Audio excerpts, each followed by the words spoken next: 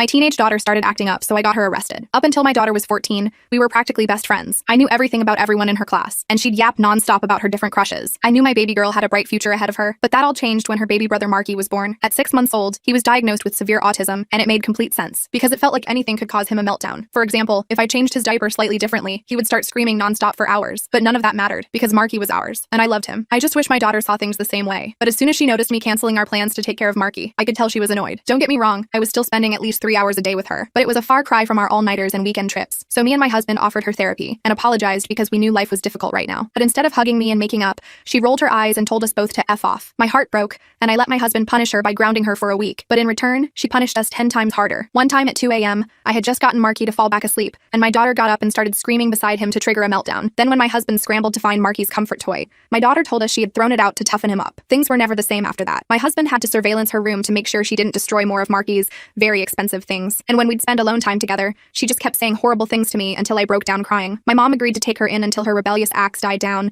and after a few weeks, it really felt like my daughter was back to normal. For the first time in months, I let myself believe things were getting better. But that hope shattered the night I woke up at 4 a.m. to check on Marky, because his bed was empty. My stomach twisted, and me and my husband began frantically searching the house, and that's when I looked outside my window. In our front garden, I saw Marky, shivering on the ground with something in his mouth. We rushed outside, and his skin felt ice cold, and his mouth was stuffed with a rag so we couldn't hear him crying. We ran inside to heat him up while my husband called an ambulance. He had severe hypothermia, so he was wheeled into the hospital room and CPS was called. I was hyperventilating the entire time and my whole body was shaking. Deep down, I already knew who did it. I just couldn't bring myself to accept it. But then my phone buzzed with a text from my daughter. "I told you he was a burden. Now do you believe me?" I just sobbed into my husband's arms, and when CPS came to question us, I told them everything, including about my daughter. Long story short, I let them arrest her, and she was charged with attempted murder. She's now facing 6 years in a juvenile detention center.